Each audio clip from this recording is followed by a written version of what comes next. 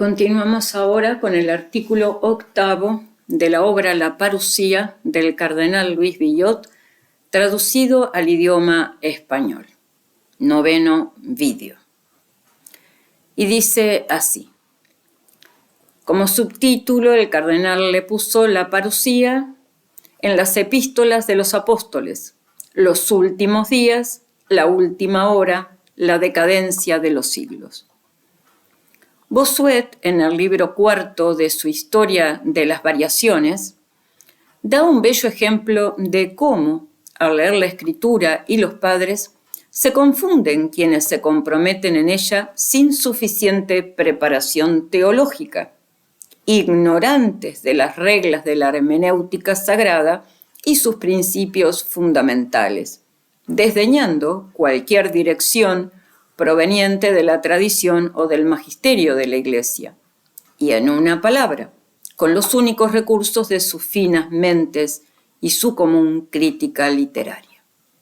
El ejemplo nos lo ofrece la persona de Melanchthon, que fue en su tiempo el humanista más renombrado de Alemania, y además representa todo lo que había de más o menos respetable entre los grandes líderes de la Reforma. Este Melanchthon, a quien no se podía negar sin injusticia una cierta dosis de sinceridad y de celo por la religión, había comenzado, ante todo, por sostener firmemente la realidad de la presencia de Jesucristo en el sacramento de la Eucaristía. Incluso había compuesto un libro sobre el sentimiento de los santos padres sobre la cena, en el que había recopilado muchos pasajes muy expresamente a favor de la verdad del dogma católico. Solo que, más tarde, se dio cuenta de que entre el gran número de textos citados, varios habían sido atribuidos falsamente a quienes no eran sus autores, y este desagradable descubrimiento había sido la causa de su primera decepción. Todavía no era nada. Pronto surgió otro motivo de bochorno, más grave y más fundamental, que Bossuet explica en estos términos. Lo que más le avergonzó fue encontrar en los antiguos muchos lugares donde llamaban figura a la Eucaristía. Recogió los pasajes y quedó asombrado. Él dijo ver una gran diversidad allí. Teólogo débil, quien nos sugirió que el estado de fe ni el de esta vida no nos permitían disfrutar abiertamente de Jesucristo, para que se entregara en forma extraña, uniendo necesariamente la verdad con la figura y la presencia real con un signo externo que nos la recubría. De aquí surge en los padres esa aparente diversidad que asombró a Melanchthon.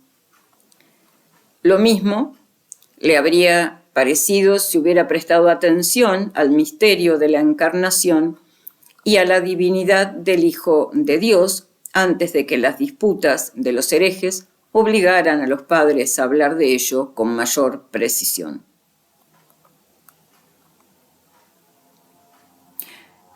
Me parece que el nombre es Melanchthon, no Langton, sino Melanchthon.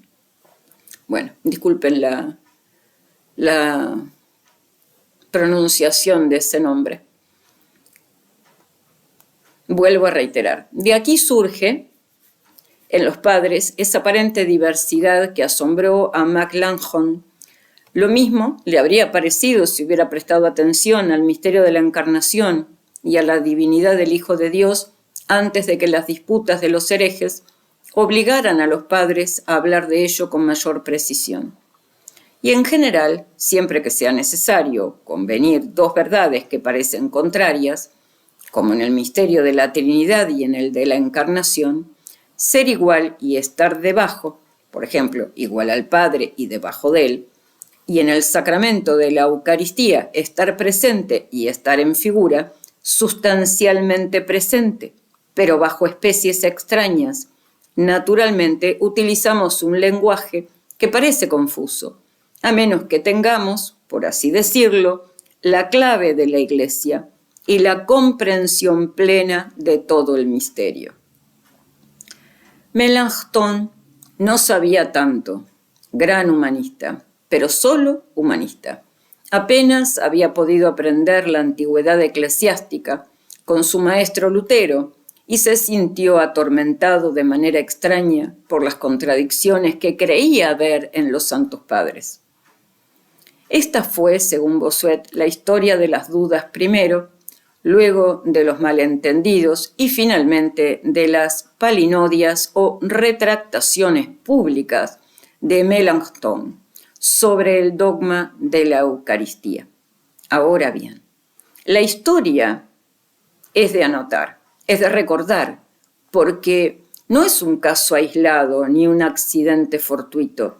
Es, por el contrario, un caso que se repite con la constancia y regularidad de una ley, donde quiera que la interpretación de las Escrituras se deja, como aquí, a las únicas fuentes de la literatura y la mente privada. Se repite en particular sobre el punto preciso de la parusía.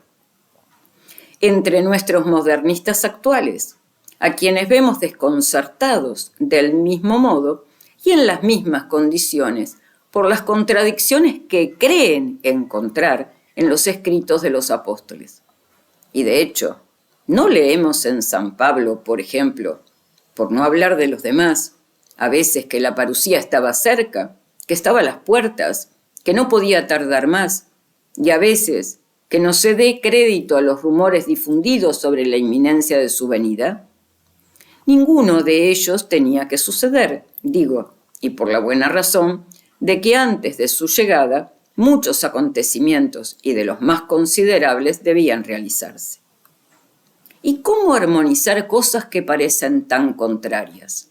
Estar cerca y estar lejos, todavía en lo desconocido del futuro y ya a la vista y a punto de lograrlo. Habrá, por tanto, una doble explicación. Quien utilice la llave de la Iglesia, la clave que da la plena comprensión de todo el misterio, tal como lo prevé la Escritura, reconocerá fácilmente ambos puntos de vista, que hemos explicado detalladamente en artículos anteriores. Dirán que la parusía, según San Pablo, por muy lejos que esté en relación con la universalidad del mundo, no podía dejar de ser tiempo muy cercano en relación con cada hombre en particular, y con aquellos en particular que en su mayor parte han llegado al final de la carrera, a quienes el apóstol exhortaba y tenía directamente en vista. Y esta explicación tan natural y tan sencilla, siempre que se haya comprendido el principio en el que se basa, tiene la doble ventaja de dar, por una parte, plena satisfacción al espíritu, y por otra, hablar de ello de acuerdo con los datos generales de la fe, que no adolece en los libros inspirados de error de ningún tipo. Pero cuán diferente será la solución de quienes, sin preocuparse por la llave de la que es guardiana la Iglesia, sin tener en cuenta la regla de la tradición, sin haberse molestado nunca en saber que existe un glosario propio de los escritores sagrados, permanecen como Melanchthon solo humanistas.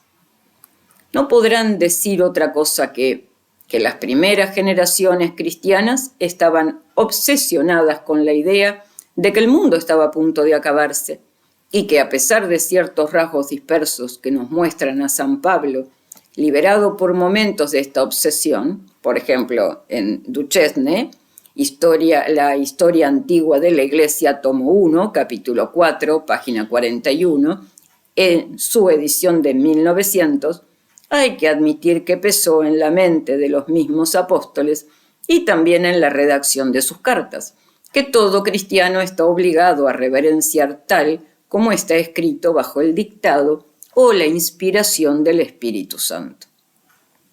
Y esta es su explicación, una explicación que es abiertamente contraria a la fe católica, pero a la que su ignorancia los conduce inevitablemente a los idiotismos de la escritura y de la forma adecuada de alterar las cosas. Lo mismo debe decirse ahora de las conclusiones que extraen de otra clase de textos que la continuación de nuestro tema nos va a llevar a examinar. Me refiero a aquellos en los que los apóstoles comúnmente llaman al tiempo en que vivieron, los últimos días. Hechos capítulo 2, versículo 16 y siguientes, 2 Timoteo 3, versículo 1, Pedro capítulo 3, versículo 3, etc. O la última hora, 1 Juan capítulo 2, versículo 18, o el fin y la decadencia de los siglos, en 1 Corintios 10 y en Hebreos capítulo 9, 26. Ciertamente, si hay un punto en el que la escritura tiene una forma de hablar totalmente propia, es el de la cronología del mundo. Para convencerse de ello bastaría con abrirla desde la primera página, donde se narra la formación del universo en 6 períodos distintos llamados los 6 días. Es cierto que bibliotecas enteras podrían llenarse de los diferentes y contradictorios puntos de vista que se han expresado a lo largo de los siglos con respecto a los días del Génesis. ¿Qué no se dijo? ¿Qué no se escribió? Sin embargo, parece que hoy, después de tantos descubrimientos en las entrañas de la Tierra, donde se conservan intactos los registros auténticos del proceso de creación, al menos desde el momento en que se inició la individualización de la Tierra con su separación de la masa primitiva, apenas es posible mantener la más mínima duda sobre su verdadero significado. Dejemos, pues, a un lado la interpretación de San Agustín, interpretación a la que solo lo llevó una versión errónea de un texto del Eclesiástico. Eclesiástico 18, versículo 1. San Agustín leyó con la Vulgata: Qui vivit in aeternum creavit omnia simul. Aquel que vive eternamente creó todo al mismo tiempo. En cambio, el griego dice: lo ha creado todo, koiné, comunitar, es decir, todo sin excepción, y también y principalmente, como él mismo explica en varias ocasiones, para la necesidad de escapar de las dificultades de carácter físico, para lo cual no veía en el estado de las ciencias naturales de su tiempo ningún tipo de solución. Ver esto en San Agustín 2, en la referencia citada en De Génesis ad Litteram o en la interpretación literal del Génesis en el libro 1, capítulo 19, que dice así. Capítulo 19. Nada se debe afirmar temerariamente en los lugares oscuros de la Divina Escritura. Recapacitemos sobre lo que se escribió. Dijo Dios: hágase la luz, y la luz fue hecha. Una cosa es hacer notar que fue hecha la luz corporal y otra que fue hecha la luz espiritual. No duda nuestra fe que exista la luz espiritual en la criatura espiritual, que exista una luz corporal celeste sobre el cielo o debajo del cielo, a la cual hubiere podido suceder la noche. Tampoco es contra la fe, mientras no se refute con evidencia clarísima. Si esto llegara a suceder, diremos que no lo afirmaba la Divina Escritura, sino que lo creía la humana ignorancia.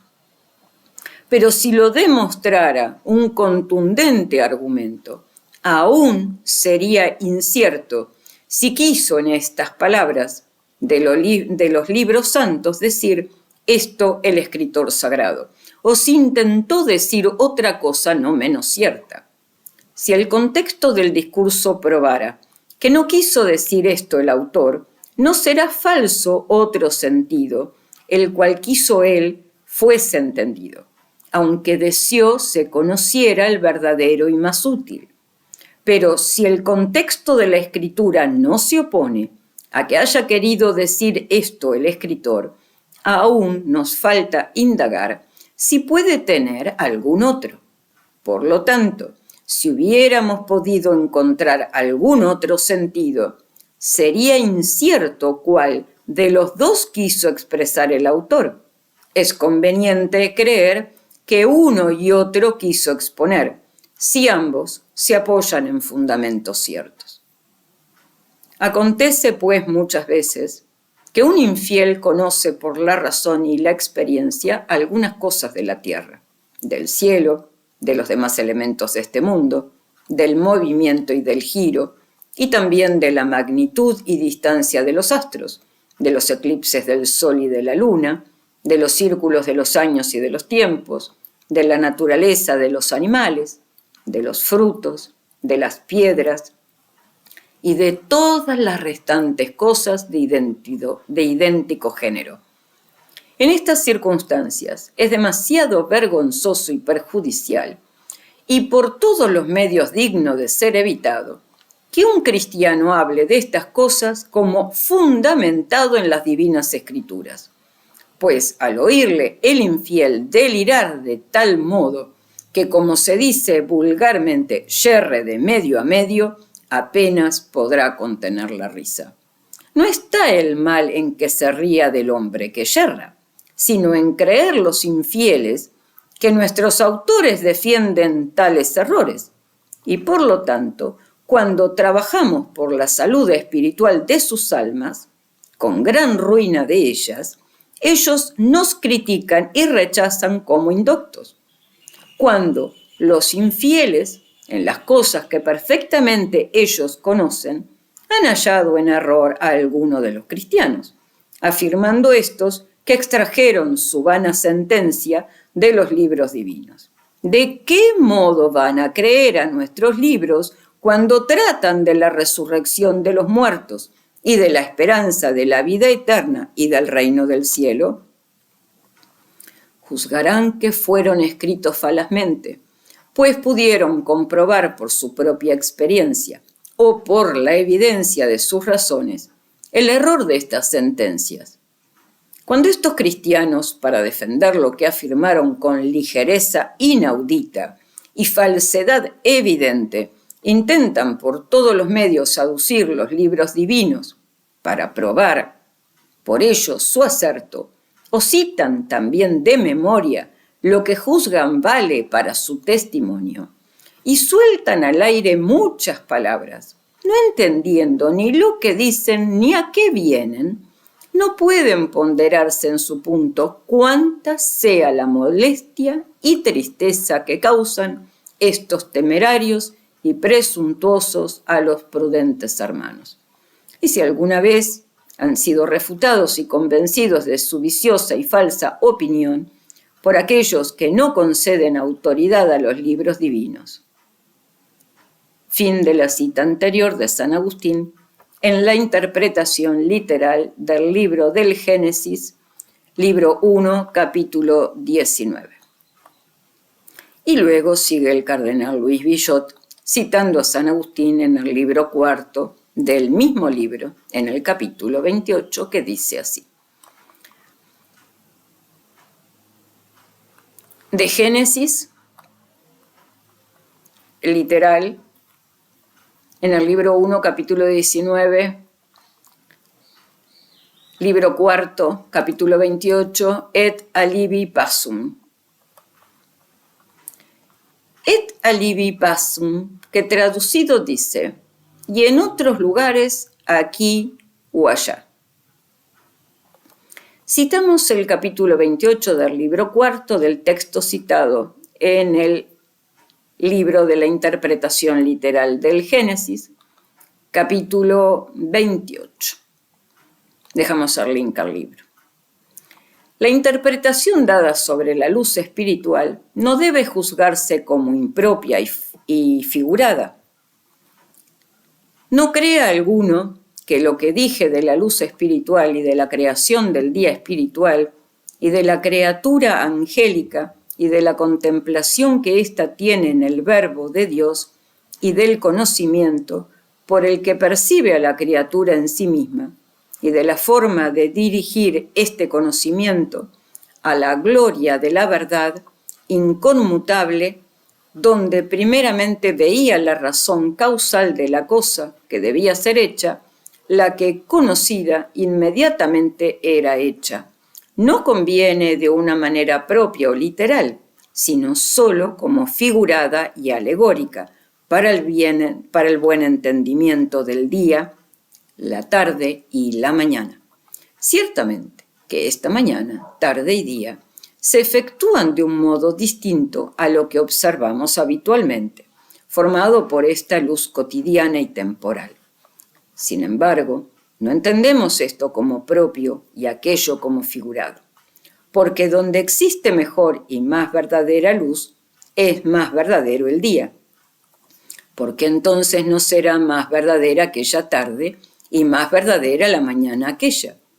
Si en estos días la luz sufre cierta decadencia al estar el sol junto al ocaso, a lo que llamamos tarde y damos el nombre de mañana, al colocarse de nuevo en el oriente, ¿por qué también no diremos que allí es tarde cuando el conocimiento del Creador declina la mirada a la misma criatura, y la mañana cuando se remonta del conocimiento de la criatura a la gloria del Creador?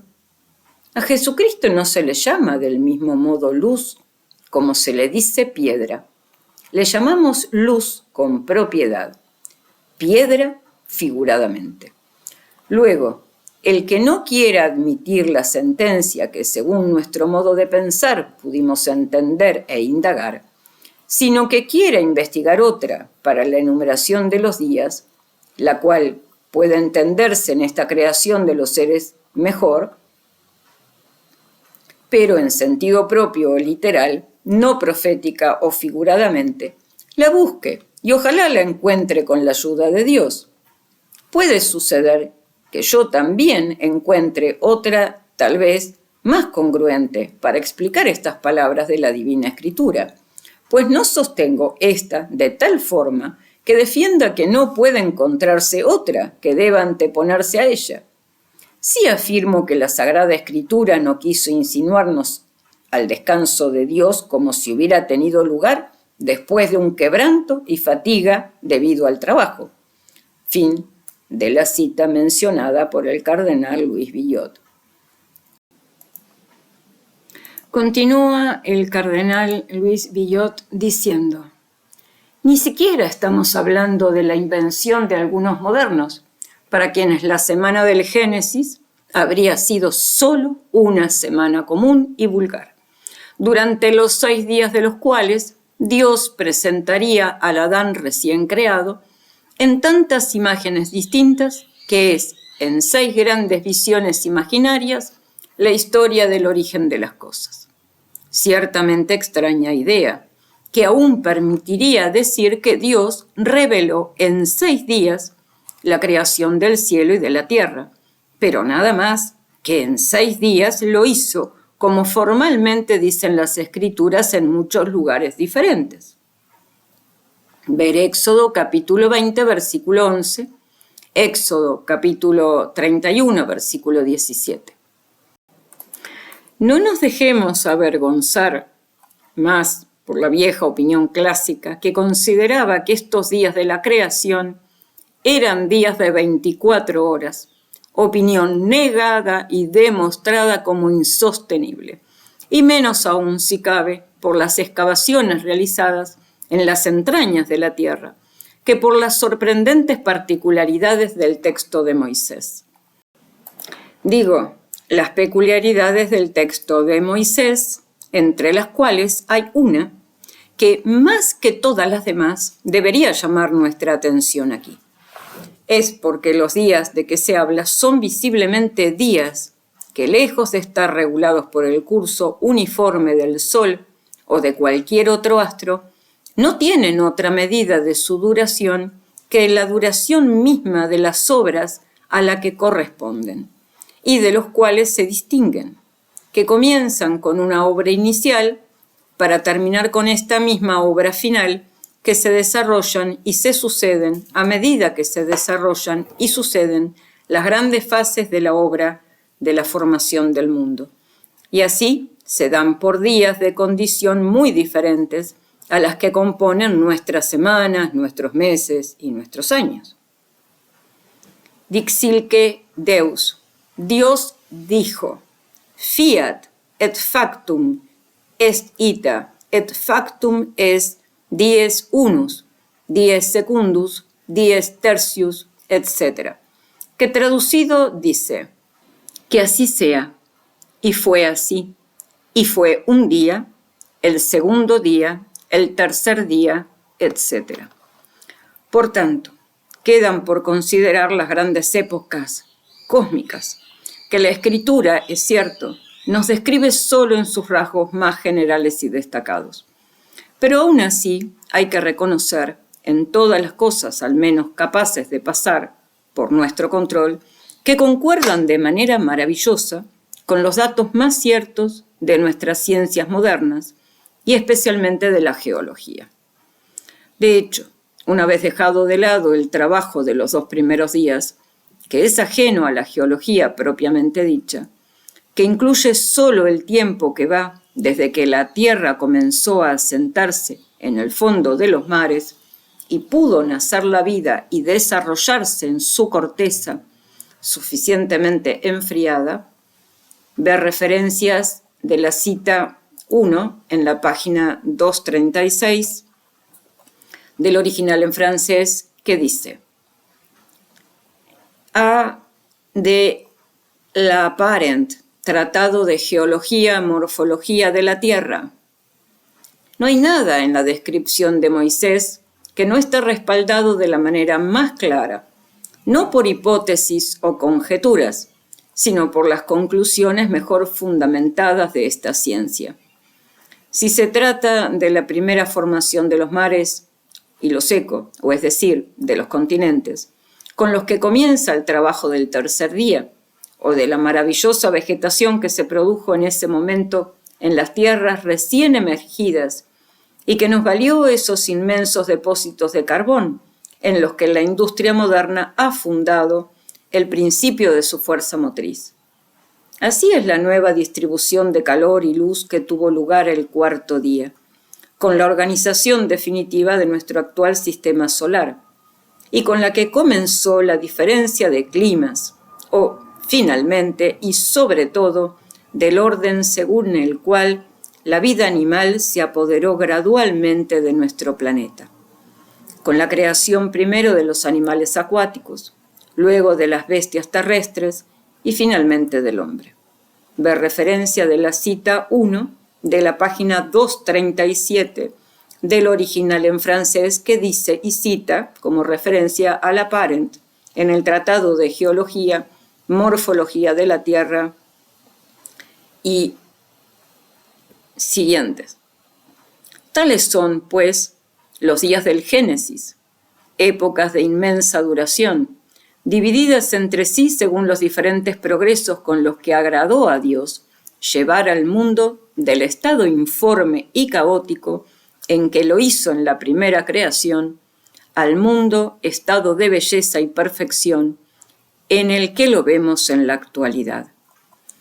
Porque divididos entre ellos, según los distintos avances con los que agradó a Dios llevar al mundo del estado informe y caótico en que lo hizo en la primera creación al estado de belleza y perfección en que lo vemos hoy. Porque el que podía hacer todas las cosas, que podía con un solo decreto de su voluntad crear y arreglar todas las cosas, y con un solo trazo de su mano, por así decirlo, poner el boceto y terminar en su cuadro, al mismo tiempo para dibujarla, diseñarla y perfeccionarla. Sin embargo, quiso hacer y marcar el boceto de su obra antes de mostrar su perfección. Y después de haberlo hecho como fondo del mundo, quiso decorarlo con 6 progresiones diferentes que quería llamar 6 días. Bossuet, Elevazione, tercera semana, capítulo 5. 6 días. 6 días, ciertamente. Nadie negará que hay una manera de hablar que no es la del habla ordinaria, que las convenciones aceptadas no incluyen, sobre todo, lo que se refiere al estilo unificado de la narración simple, del cual se buscaría en vano otro ejemplo en la literatura profana, y que al hablar hay que reconocerlo como perteneciente al propio glosario de la escritura, a los ojos del cual 1000 años son como el día de ayer cuando pasa, y como una vigilia de la noche. Ver referencia de la nota 1 en la página 238, en que se cita el Salmo 89, versículo 4. Ahora bien, lo que ahora hay que considerar bien es que esta forma tan particular de distinguir épocas, a través de la duración del tiempo geológico, se extendió luego a los tiempos de nuestra historia, en lo que respecta a la continuación de la religión desde su primer comienzo, después de la caída original, hasta su término final para la consumación de los siglos. Veo, dice San Agustín en el texto de tus divinas escrituras, como 6 edades laboriosas que se distinguen entre sí por ciertas líneas de demarcación y tienen una similitud con los 6 días en los que se dice que Dios hizo el cielo y la tierra.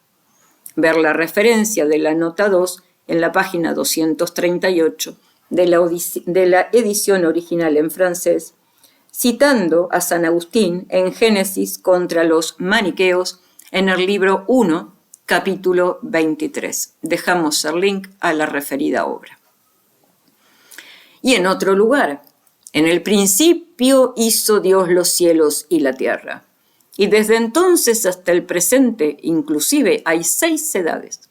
Como sabéis, por haber oído decir muchas veces, desde Adán hasta el diluvio, desde el diluvio hasta Abraham, y como continúa y distingue San Mateo en su Evangelio, desde Abraham hasta David, de David a su regreso de la deportación a Babilonia, desde el regreso de la deportación a Babilonia hasta el primer advenimiento de Jesucristo, y de allí hasta el fin del mundo. Ver referencia de la nota 1, página 239, del libro original en francés, donde se cita a San Agustín en Juan, capítulo 7, tratado 9, número 6, y ver referencia contra Faustum en el libro 12, capítulo 8, y contra Adimantum en el capítulo 7. De esto quedó el link. Es ante todo la era patriarcal. Vemos allí el comienzo de la revelación en sus 2 artículos fundamentales, tocando el fin sobrenatural por un lado y la providencia que allí nos conduce por el otro. Ver referencia de la nota 1, citada en la página 240 del original, en Hebreos, capítulo 11, versículo 6. Luego, una vez que el pecado hubo derribado la primera economía, surgió la promesa de resucitar por el Redentor. Ver referencia de la nota 2 de la página 240 del libro original de la Parusía en Génesis 3, versículo 15. Así pues, la fe en este Redentor venidero, unida a la observancia de la simple ley natural, formaba toda la base de la religión, que por lo demás no tenía otra forma social que la familia, ni otro gobierno que el antiguo gobierno de la humanidad, donde cada padre de familia era príncipe en su casa. Este estado de cosas duró hasta el diluvio. Después del diluvio fue instituido y puesto nuevamente en vigor, con las pocas adiciones que exigían las nuevas condiciones de la humanidad reciente. Excepto que estas mismas condiciones siempre iban a empeorar, porque a medida que uno se alejaba del origen de las cosas, los hombres desdibujaban las ideas que habían recibido de sus antepasados. Los niños rebeldes o con malos estudios ya no querían creer en sus abuelos decrépitos, a quienes apenas conocían después de tantas generaciones. Por otra parte, un nuevo mal, el mal de la idolatría, había surgido y ya amenazaba con infectar al mundo entero. Fue entonces cuando, con la vocación de Abraham, se inauguró una nueva y memorable fase de la religión, tras las dos anteriores, pre- y postdiluviana, del período patriarcal. Ver referencia de la nota 1, citada por el cardenal Villot en la página 241 del libro original en francés, que hace mención a Bossuet en su discurso sobre la historia universal en la segunda época, segundo capítulo. Dejamos el link a esta gran obra de Bossuet en español para que el que quiera pueda profundizar en estos dichos del cardenal Villot acerca de las distintas edades o épocas citadas aquí por él sobre la Iglesia. Es que en la persona de Abraham hay que ver el pueblo del que él era linaje, el pueblo que Dios quiso reservarse, separándolo de los demás, para conservar su cocción y prepararnos para la venida del Redentor. He aquí sus primeros comienzos, bajo las tiendas de Mambré, Socot y Siquem, luego su emigración a Egipto, su prodigiosa multiplicación, su liberación de la servidumbre, sus peregrinaciones en el desierto, su entrada en la tierra prometida, sus largas guerras contra los palestinos, pueblos seguido finalmente por la posesión pacífica y tranquila del país que Dios le había asignado como su hogar. Todo esto para llenar la tercera edad. Y esta tercera edad estará marcada por tres grandes hechos característicos. Entre otros, primero, por la renovación varias veces repetida de la promesa depositada inmediatamente después de la caída en la cuna del mundo. Luego, por la institución de la circuncisión como señal y sello del pacto celebrado por Dios con los descendientes de Abraham, del cual saldría el Mesías prometido. Finalmente, y sobre todo, por la promulgación de la ley de Moisés, cuyas múltiples observancias, todas ellas figurativas del Cristo venidero, iban a ser injertadas para los judíos sobre la base invariable y siempre persistente de la ley primitiva. Y así, a la religión patriarcal sucedió la religión mosaica, que sin embargo, todavía en su primera etapa, no llevó a su pleno y regular ejercicio hasta el comienzo de la cuarta edad, que se abre con el advenimiento de David. De hecho, durante todo el período de los jueces y el reinado de Saúl que le siguió, el servicio de adoración solo había tenido una instalación temporal. El templo, que Deuteronomio capítulo 12, versículos 5 y siguientes, designaba como centro y foco de la religión de Israel, todavía faltaba. Y fue David quien primero, después de haber establecido su trono y completado la pacificación de toda la tierra, decidió su construcción, designó su reemplazo, recogió los materiales, dejando luego a su hijo Salomón la tarea de ejecutar lo que él mismo solo había preparado. La fundación del templo fue, por tanto, un acontecimiento significativo.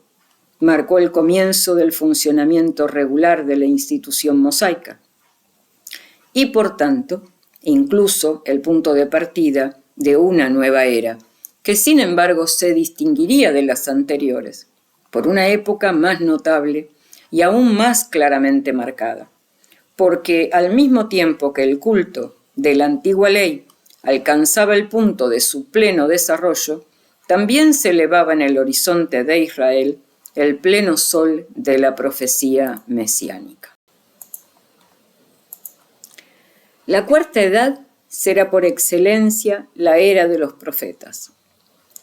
a Samuel et Deinseps, que traducido quiere decir desde Samuel en adelante. Ver la referencia de la nota 1 del cardenal Villot en la página 243 del libro original en francés acerca del libro de los Hechos, capítulo 3, versículo 24. Grandes profetas, digo, cuya sucesión se desarrolla a lo largo de un periodo de más de 500 años, con anuncios admirables en los que emergen y se determinan cada vez más los rasgos del Mesías esperado.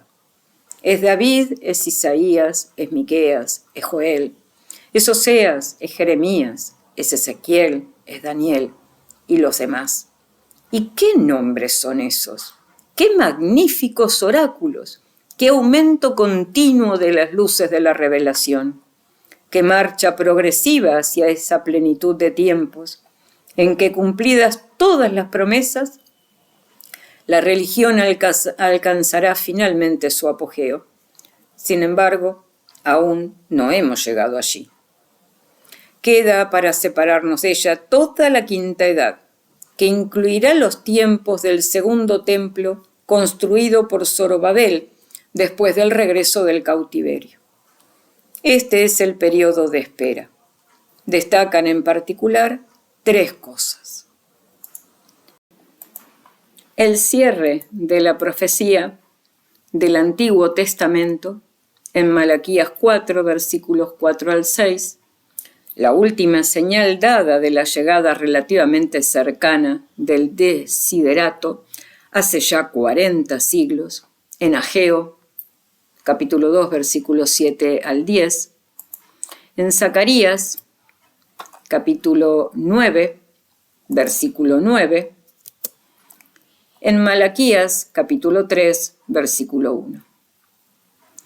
Finalmente, la difusión de los judíos en las principales partes del mundo, en el Alto Asia, en Asia Menor, en Egipto, en Grecia y hasta el mismo centro del Imperio de Roma, para difundir allí las Escrituras, para hacer resplandecer el nombre y la gloria de Dios de Israel entre los gentiles, para poner allí los primeros cimientos y como primer manual para su futura conversión al Mesías venidero.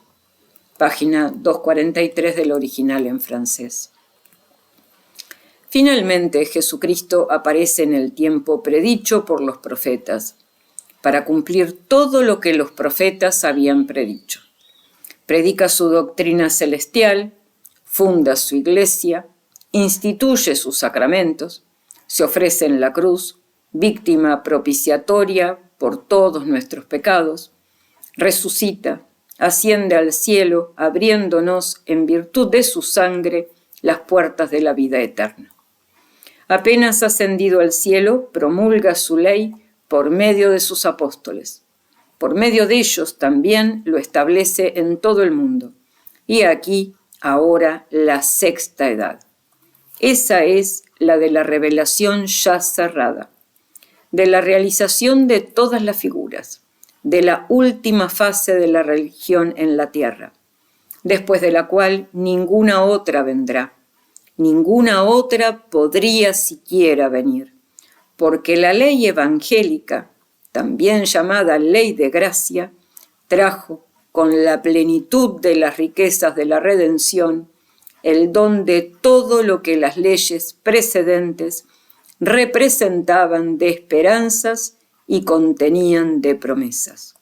En consecuencia, los reemplazó a todos y los abrogó a todos, para no ser derogado más tarde a su vez, y también reemplazado por una mejor economía, sino para durar a perpetuidad, sin recortes, adiciones o modificaciones, hasta que llegue el día del Señor. Para cerrar toda la serie de los tiempos e inaugurar la culminación de todas las cosas para las glorias de la bendita eternidad. Esto es lo que San Pablo muestra y desarrolla tan magníficamente en la espléndida epístola a los Hebreos, que conviene relatar aquí y comentar de principio a fin. Esto es lo que cualquiera que haya practicado nuestras santas letras reconocerá inmediatamente, como el carácter propio de la nueva ley y la diferencia esencial que la distingue de todas las instituciones de épocas anteriores. Esto es finalmente lo que es una clave para que entendamos con claridad el verdadero significado de estas expresiones: los últimos días, la última hora, el fin o la consumación de los siglos, al estilo de los escritores sagrados. En realidad, no se trataba de expresiones utilizadas para significar un breve intervalo de tiempo hasta el desastre supremo, sino más bien para designar, según lo que acabamos de exponer, el último y definitivo estado de la religión aquí y, en consecuencia, también a partir de aquí, el punto de vista que es el de la Escritura, la última edad de la humanidad, pero notémoslo bien, la última edad de la cual nada por todo eso determinó la duración, que corta o larga siempre permaneció oculta en el secreto impenetrable en que agradó a Dios limitarlo. Lo que Santo Tomás, siguiendo a San Agustín, explica por la comparación de la vejez, que es la última edad de la vida humana, y se distingue precisamente por esta particularidad, que no es como la niñez, ni la juventud, ni la edad madura, entendidas dentro de límites precisos, pero no tiene término prefijo, ni límites definidos, ni medida determinada que se le pueda asignar de antemano. Y así, diremos, es, en definitiva, de estos últimos días, de esta última hora, de este fin de los tiempos que tantas veces se menciona en los escritos apostólicos. Es en vano querer ver en ella una indicación que no existe en absoluto, ya que siempre será cierto decir también de la vejez que es la última hora y la última fase de nuestra vida, lo que no impide, sin embargo, que a veces no solo iguale, sino que incluso supere en duración a cada una de las edades que la habían precedido. De referencia de la nota 1 citada aquí en la página 246 del libro en original en francés, que dice, que traducido del latín quiere decir algo así como: hay que decir que por lo dicho es la última hora, o por expresiones similares que se leen en la Biblia, no se puede saber cantidad de tiempo, porque no se dijo que significara una hora más corta, sino que significara la última edad, que en cuanto dura la distancia no está determinada, ni siquiera es viejo, que es la última edad del hombre, que haya un cierto término definido. Santo Tomás en el suplemento a la Suma, cuestión 88, A3, número 3. Esta es entonces la sólida explicación que nos proporciona la tradición patrística con respecto a la dificultad actual. Y esta explicación, ya también fundada por sí misma, recibirá ahora una nueva y más completa confirmación de la tradición de la sinagoga. De la sinagoga, digo, de la que nadie, imagino, pensará en desafiar la autoridad, como se refiere al significado que debe atribuirse a las expresiones utilizadas entre los antiguos profetas.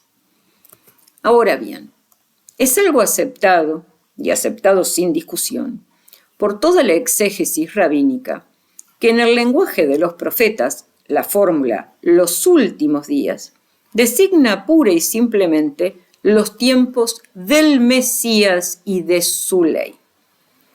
Esta es la tradición de los antiguos hebreos, observa Rosenmüller, con la habilidad que conocemos de él, que por la fórmula novissimi dies, que traducido quiere decir algo así como los últimos días, se denominan a los tiempos mesiánicos. ¿Y qué se entienden por tiempos mesiánicos? Sin duda, como el propio nombre lo indica, toda la época, desde la venida del Mesías hasta la consumación de los siglos. Es decir, desde la primera hasta la segunda venida del Señor. ¿Queremos más? Y bien, he aquí lo que será aún más concluyente. Es que este mismo significado, como hemos visto, es el que surge invariablemente de dicha fórmula o de sus equivalentes en todos los pasajes de los escritos apostólicos que nuestros adversarios, los modernistas, nos oponen. Cuando San Pedro, por ejemplo, en el discurso inaugural dirigido a la multitud que se apresuraba a las puertas del cenáculo, después del prodigio del primer Pentecostés, comienza diciendo: «Lo que veis es lo anunciado por el profeta Joel. En los últimos días, dice el Señor, derramaré mi espíritu sobre toda carne, y vuestros hijos y vuestras hijas profetizarán», etc. ¿Cuál pensamos que podría ser el significado de estas palabras entonces, en los últimos días?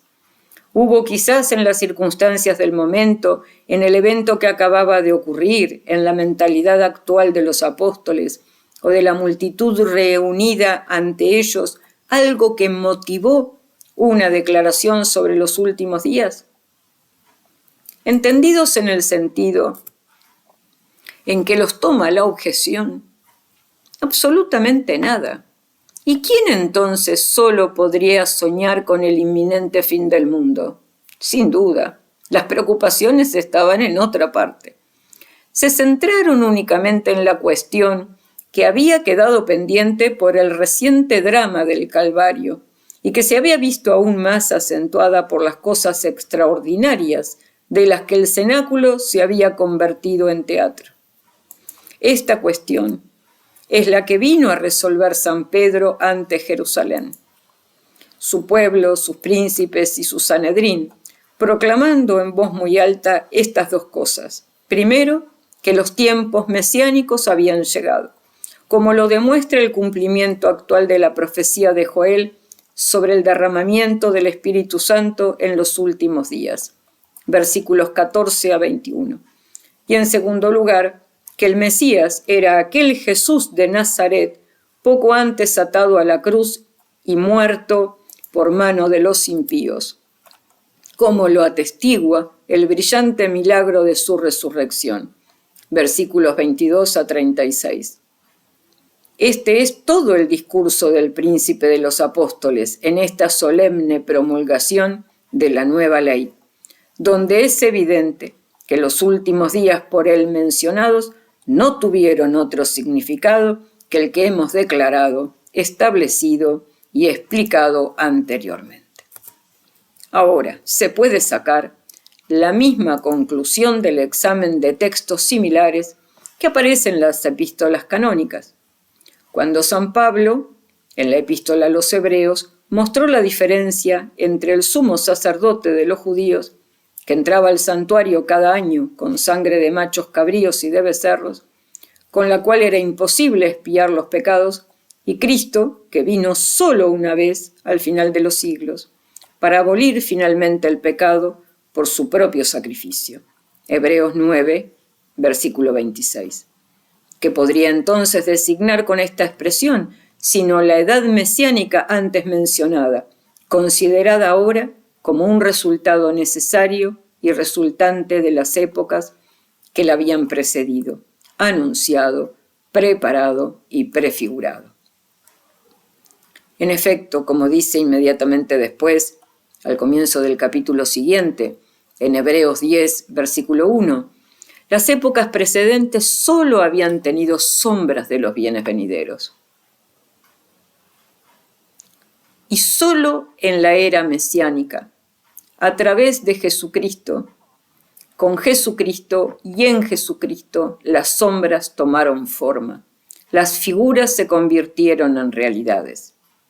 En este sentido, por tanto, esta misma época fue de hecho y literalmente la consumación de todas las demás. Fue su realización, su complemento, su término. Su término, digo, cualquiera que haya sido la extensión de su duración, ya sea restringido al corto espacio de una o dos generaciones, o por el contrario, prolongando a través de una serie indefinida de siglos. Esta es indiscutiblemente la doctrina de San Pablo, la más auténtica, la más establecida. Este es el tema que desarrolla extensamente y en términos generales de un extremo al otro de la epístola a los hebreos en particular. ¿Y cómo entonces negarse a reconocer el verdadero significado de la expresión incriminada, precisamente en un lugar donde se contrapone expresamente, por un lado, la figura del sumo sacerdote de la antigua ley, referida anteriormente, y por el otro, la realización de la figura de Jesucristo? Si lo pensamos bien, nos fijamos bien, nos remitimos al contexto inmediato, así como al argumento general de la carta en su conjunto, tendremos que convenir en que el significado arriba indicado es el único posible, el único, coincidiendo con el tema y la secuencia del discurso, sin que se vea el menor lugar para la cuestión de la proximidad de la parusía, incluso aquí considerada completamente fuera de lugar. Tal es también el significado de un pasaje análogo del capítulo 10, del primero a los Corintios, capítulo 10, versículo 11, donde el apóstol, después de haber relatado las particularidades del éxodo de Egipto y la estancia de los antiguos israelitas en el desierto, dice que todas estas cosas les habían sucedido en figura y había sido escrito para nuestra instrucción, a nosotros que hemos llegado al fin de los siglos. In quos fines seculorum. A nosotros que hemos llegado al fin de los siglos. In quos fines seculorum. Devenerunt. Donde vemos exactamente la misma oposición entre el tiempo de las figuras bajo Moisés y el de su cumplimiento bajo Jesucristo, de modo que es todavía la era mesiánica, concebida como el final y la culminación de las épocas antiguas que la fórmula en griego designa, apenas diferente por otra parte, en cuanto a la forma de la empleada por San Pablo en el pasaje anterior. Y cuando a su vez San Juan escribe en su primera epístola, capítulo 2, versículo 18, es la última hora. Como aprendieron que el anticristo debe venir, ya hay varios anticristos. Por esto sabemos que es la última hora. Él también seguirá y siempre designará esta misma época mesiánica, aunque ahora con otra particularidad propia.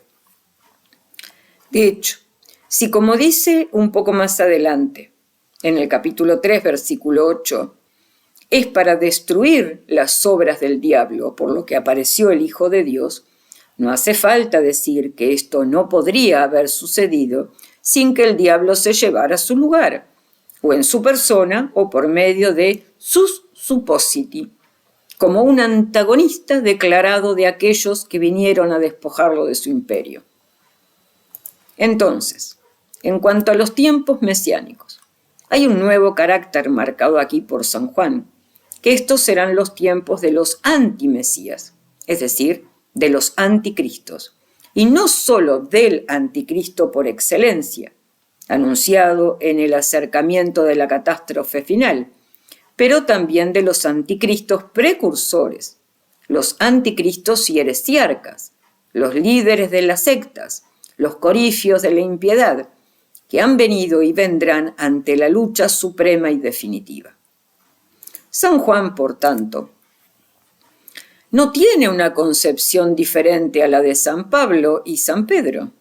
Y si los tres están de acuerdo en hablar de la última época del mundo, como una época ya presente en su tiempo, siempre y en todas partes conviene recordar, en virtud de este principio, que para ellos la última edad es la edad que hemos dicho, que con otro nombre se llama la edad de la ley cristiana, o lo que es equivalente a lo mismo, de la ley evangélica, bajo la cual tenemos el honor y la felicidad de vivir. Pero ahora se presenta una última dificultad. Se nos opone algo que bastaría para hacer inútil todo lo dicho hasta ahora. Es que cualquiera que sea el nombre que se le denomine, esta última edad fue positivamente reducida por San Pablo a la duración pura y simple de la primera generación cristiana, y eso en 3 pasajes formales, explícitos y categóricos, a saber, en el primero a los Tesalonicenses, capítulo 4, versículos 13 al 18, y en otros 2 lugares paralelos, en la primera de Corintios, capítulo 15, versículos 51 y 52, y en la segunda de Corintios, capítulo 5, versículo 3. Donde el apóstol, hablando de los vivos que el último día todavía encontrará en la tierra, testificó bastante, por el uso constante de la primera persona del plural, que se consideraba personalmente contado, él y aquellos a quienes escribía. No queremos que ignoréis a los que se han quedado dormidos, escribió a los tesalonicenses, para que no os entristezcáis como otros que no tienen esperanza. Porque si creemos que Jesús murió y resucitó, también debemos creer que Dios traerá con Jesús a los que duermen en él. En verdad os declaramos esto, según la palabra del Señor. Nosotros, los vivientes, los que quedamos para la venida del Señor, no precederemos a los que durmieron. Porque a la señal dada, a la voz del arcángel, al sonido de la trompeta de Dios, el Señor mismo descenderá del cielo, y los que están muertos en Cristo resucitarán primero. Entonces, nosotros los vivos, los que quedamos atrás, seremos llevados con ellos al encuentro del Señor en el aire. Y así estaremos con Él para siempre. Así que consolaos unos a otros con estas palabras. Así habló San Pablo, aparentemente por la firme convicción en la que estaba de que en su vida, que en la vida de los fieles a quienes instruía, llegaría el gran día de Dios. De lo contrario, ¿qué habría querido decir con estas precisas palabras del versículo 15? Nos qui vivimus, qui residui sumus in adventum Domini, que repite de nuevo en el versículo 17, como para subrayar su alcance y fijar mejor la atención de sus lectores. Nosotros los vivos, dijo. ¿Y quién nosotros, sino el propio Pablo, con aquellos a quienes iba dirigida su carta? En esto se basan los adversarios. En esto ven una prueba decisiva, un argumento incontrastable. Pero nosotros, ¿qué hace falta decir? Vemos en ello algo muy diferente y damos por sentado que a los ojos de cualquiera, si queréis pensarlo y mirarlo detenidamente, todo aquí se reduce a una forma sencilla de hablar que el contexto saca a la luz plenamente y no sin aportar, además, una nueva y muy positiva confirmación de todas nuestras conclusiones anteriores, así como antes de terminar intentaremos demostrarlo. Notemos primero cuál fue el error que San Pablo se propuso corregir. Fue el error de quienes, aún nuevos en la doctrina de la fe, se les había persuadido de que los muertos, ya acostados en sus tumbas, no participarían en la gloria del día del Señor, sino que solo los vivos oirían lo que se lee en el Evangelio, que el Hijo del Hombre, llegando sobre las nubes del cielo, enviaría a sus ángeles a reunir a sus elegidos de los 4 vientos, de un extremo al otro del cielo, para hacerlos partícipes de su triunfo. Mateo 24, versículo 31. Y en esta falsa persuasión se afligieron excesivamente por sus muertos. Los lloraban, bien como temiendo que no se levantaran en absoluto, o al menos que perdieran esa manifestación deslumbrante de Cristo en su parusía, objeto, como sabemos, de las aspiraciones más ardientes de los primeros cristianos. San Pablo los instruye y los tranquiliza completamente en ambos puntos. La gloriosa resurrección de los que se durmieron en la fe y el amor de Jesús es una consecuencia necesaria de la resurrección del mismo Jesús. Por tanto, no hay razón para llorar por ellos, como si no fueran a levantarse, en bendita inmortalidad del polvo de sus tumbas. Esto es lo primero. La segunda cosa es que los que estén vivos en el último día y que estén reservados para la venida del Señor, no tendrán ventajas sobre los demás en cuanto a participación en el triunfo de la parusía. Porque los durmientes despertarán de su sueño a la vida inmortal, mientras que los vivos, por su parte, entrarán en ella como un cambio rápido, que no implica ninguna pausa duradera en la muerte, y todos juntos, todo al mismo tiempo, ambos, vivos y dormidos, serán conducidos al encuentro del Señor, de quien nunca se separarán. Esta, digo, es la enseñanza precisa con la que San Pablo luchó y destruyó la falsa idea de que sus neófitos tenían sobre los muertos. Y no necesitamos entrar aquí en desarrollos que serían ajenos a nuestro tema. Pero debemos detenernos en lo único que es importante para la solución que buscamos, es decir, la forma en que la epístola designa a cada una de las 2 categorías que acaba de exponer como una parte igual en el triunfo de Cristo en su última venida. Primero, aquí están los muertos. ¿Y quiénes son estos muertos? Evidentemente, aquí no podemos hablar de todos los muertos. Me refiero a todos los que yacen indiscriminadamente en las tumbas a la llegada del Hijo del Hombre. De hecho, entre ellos, los que están reservados para lo que el Evangelio llama la resurrección para condenación. Mientras que aquí solo aquellos que serán resucitados a la vida y a la vida de gloria eterna, ahora están en cuestión. Por tanto, es fácil entender por qué, hablando de estos muertos, San Pablo nunca dice los muertos, sino más bien los muertos en Cristo, o los que durmieron en Jesús. Con esto designa a los únicos elegidos, los únicos predestinados. Además, esto es bastante claro en sí mismo y no necesita explicaciones. Y si lo llamamos a la atención particular del lector, es porque ahora servirá para aclarar lo que se dice de la segunda categoría, la de los vivos, donde toda la dificultad radica. Los vivos que estarán en la tierra a la llegada del gran día y que, en compañía de los vivos de quienes acabamos de hablar, compartirán su gloria.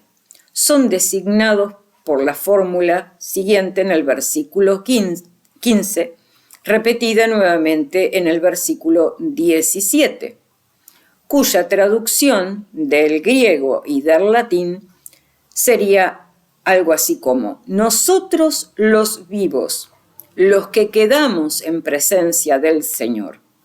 Palabra por palabra, nosotros los vivos, los que quedamos atrás para la venida del Señor. Examinemos todos los términos cuidadosamente y para mayor claridad en el siguiente orden primero. Oisontes, que traducido quiere decir los vivos. Segundo, eimeis, nosotros.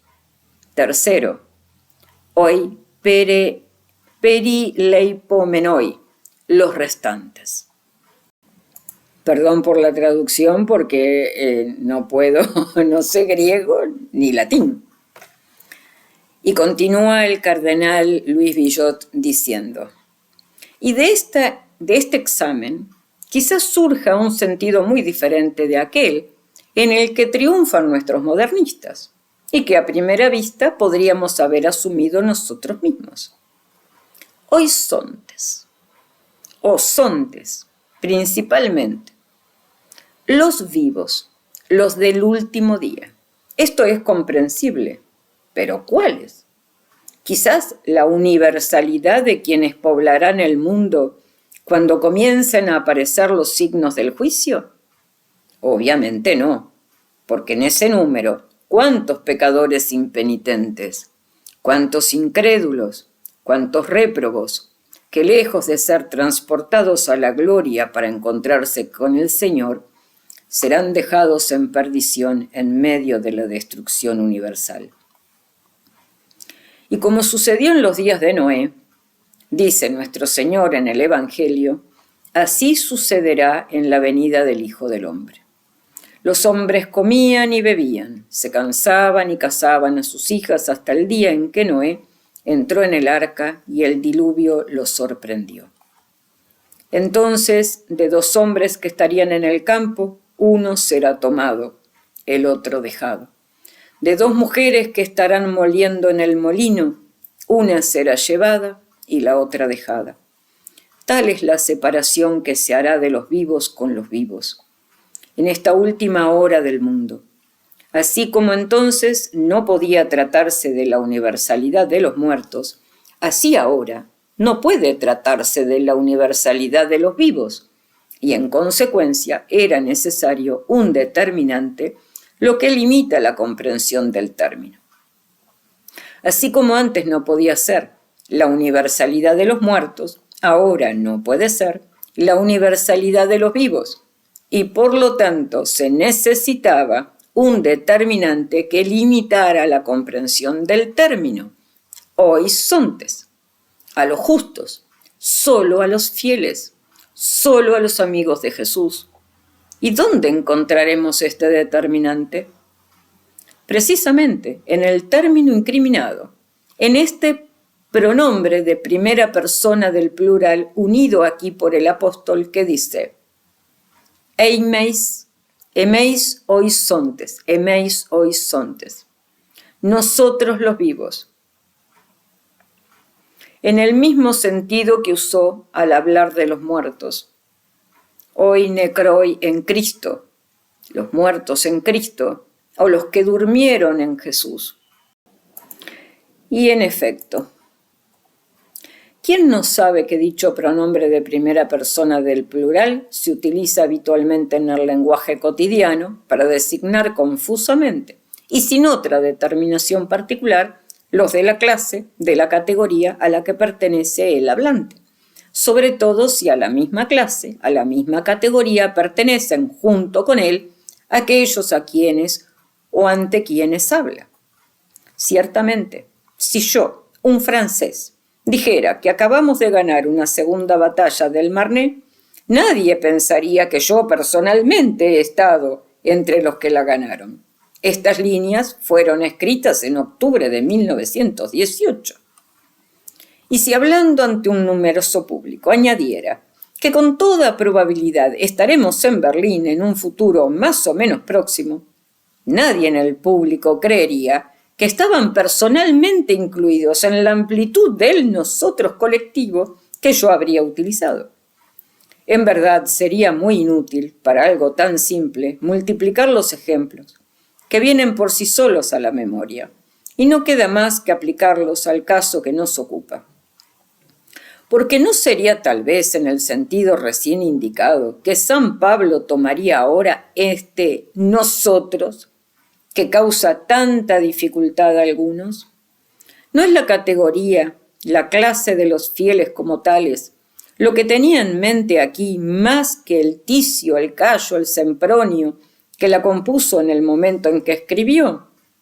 En definitiva, para designar a los vivos que el último día verá unirse al ejército triunfante de los gloriosos resucitados, elevados en el aire al encuentro del Señor, dijo el apóstol, hablando a sus fervientes neófitos: nosotros, los vivos. Emeis horizontes. No es como si hubiera dicho sin mayor precisión ni determinación de personas. Los nuestros entonces vivos. Los nuestros, es decir, los de nuestra arista, nuestro partido, nuestra comunión, los creyentes, los amigos de Jesús y su venida, a diferencia de aquellos que el segundo a los mismos tesalonicenses presenta en el capítulo 1, versículos 8 al 10, como no conociendo a Dios, no obedecer el Evangelio y tener, por tanto, en el día de la parucía, que sufrir la pena de perdición eterna, lejos del rostro del Señor y del resplandor de su poder. Sí, sin la menor duda posible, este es efectivamente el significado que transmite el tenor de la carta y que todo el contexto confirma nuevamente de la manera más expresa. En cuanto al contexto, no podemos, sin exponernos a fatigosas repeticiones, examinar aquí sus rincones. Entonces, no lo haremos. Hay, sin embargo, un punto que no puede pasarse en absoluto en silencio y que en conclusión debe señalarse brevemente a la atención del lector. Este es el rasgo con que el apóstol terminó de designar a los últimos fieles que la última hora del mundo encontraría vivos en la tierra. Que traducido del griego y del latín, quiere decir algo así como: los restantes están en la presencia del Señor. Porque cuán significativo es este rasgo, cuán bien viene a nuestro caso y qué nueva confirmación aporta a nuestras afirmaciones anteriores al destruir cada vez más profundamente las declaraciones de los adversarios. Y es que con estas palabras, nosotros, los vivos, San Pablo se habría apuntado personalmente a sí mismo, junto con aquellos a quienes iba dirigida su carta. Toda la observación se refiere al participio del verbo que traducido dice estoy perdido, que donde quiera que se utilice, donde quiera que entre este estoy perdido, ya sea como radical o como componente, da la idea de un resto débil, desprendido de la masa. Así, por ejemplo, en la epístola a los Romanos, capítulo 9, versículo 27, San Pablo, citando a Isaías, escribe: cuando el número de los hijos de Israel sea como la arena del mar, solo un pequeño remanente se salvará. Cuya traducción, vemos, sería algo así como: el resto se guarda un resto. Y más abajo, en el capítulo 11, versículo 5, comparando el pequeño número de judíos convertidos al Evangelio con los 7.000 hombres que no habían doblado la rodilla ante Baal, también hoy dice: queda un remanente según una elección de gracia.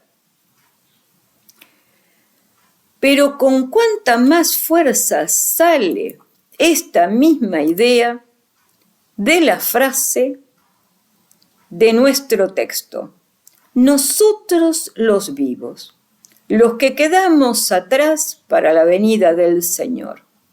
Por lo tanto, solo debía ser un remanente, un resto, si se permitiera hablar así, un residuo, qui residui sumus, que traducido dice algo así como nosotros los que quedamos. según la traducción más exacta de la Vulgata, finalmente algo así como una retaguardia que llega al final, cuando ya ha pasado el grueso del ejército, lo que en otras palabras significaba que en la idea de San Pablo, los fieles vivos del último día serán solo un número muy pequeño, una minoría muy pequeña, en comparación con la masa de cristianos dormidos en Cristo. Todo lo contrario, como es obvio, de lo que implicaba la hipótesis de que el juicio llegará a los tribunales de la era apostólica. Así es como la exégesis modernista se despojaba de sus pretensiones y pierde sus posiciones una tras otra. No hay un solo pasaje en las epístolas de los apóstoles sobre el cual ella pueda establecer un argumento con la más mínima base razonable. Quedaría ahora el Apocalipsis de San Juan, que requiere un examen aparte. Y este examen será el tema de los 2 artículos siguientes. Fin del artículo 8 de la obra La Parucía del cardenal Luis Villot, traducido al español.